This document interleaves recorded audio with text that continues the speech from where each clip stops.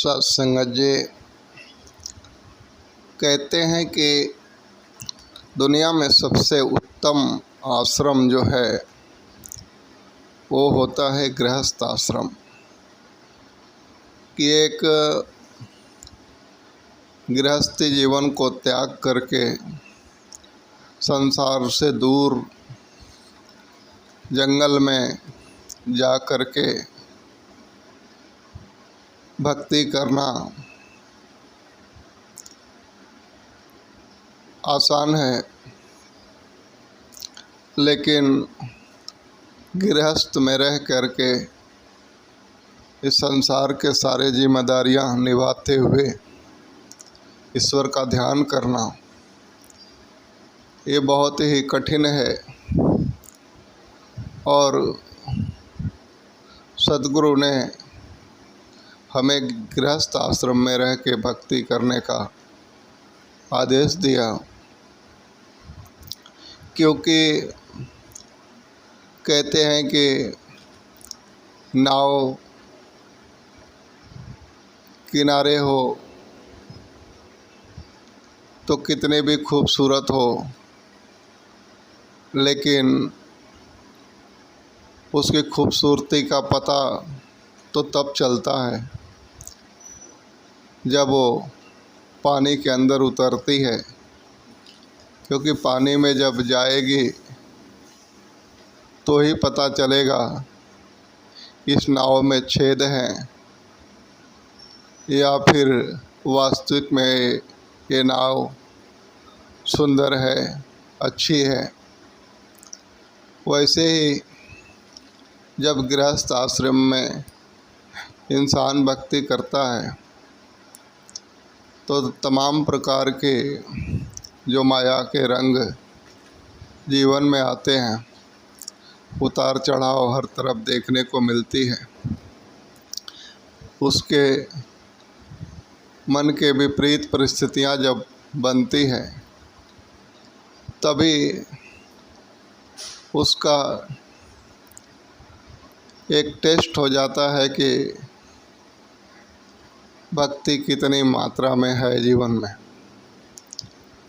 क्योंकि अकेले होए तो कोई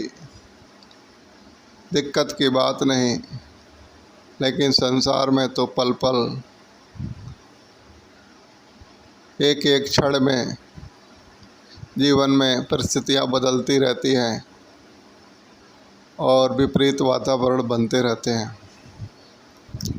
तो कहते हैं कि नाव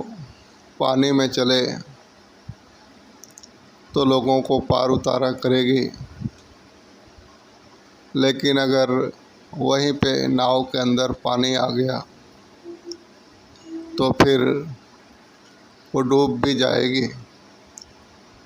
तो बाबा जी कहते हैं कि संसार में हम रहें, लेकिन संसार हमारे अंदर ना आ जाए, नहीं तो फिर इस यात्रा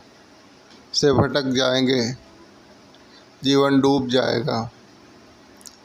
कोई मतलब नहीं निकलेगा ज़िंदगी का। तो आओ कहते हैं कि संसार में हम हैं, संसार हमारे अंदर ना आए। तो ये संसार तो कहते हैं कि तेरा रूप है ये संसार, फिर संसार में हम हैं तो संसार तो हमारे अंदर आना ही है, लेकिन किस तरह से नहीं आना। कहते हैं उन बातों को मत आने दीजिए जो आपके भक्ति भाव में बाधक हों। कहते हैं कि जैसे कोई बातें हुई, इधर की बातें, इनकी बातें, उनकी बातें, एक आलोचना वाली बातें, एक जलन, एक ईर्ष्या, एक लोभ, इन सारी चीज़ों में ना उलझाएं अपने आप को, क्योंकि यही वो जल हैं, यही वो संसार है जो आपके अगर मन के अंदर आ गया तो आप अपने भक्ति के रास्ते से भटक जाएंगे और आपका फिर पार उतारा नहीं होगा, जीवन नौका डूब जाएगी संसार में। तो इस बात का हमें बिल्कुल जब हमें पार उतरना है तो हमें डुबाने वाली चीज़ों को स्थान नहीं देना होगा जीवन में, क्योंकि हर चीज़ को स्थान देने लगेंगे तो फिर डूबना हो जाएगा। तो मात्र ये ध्यान रखें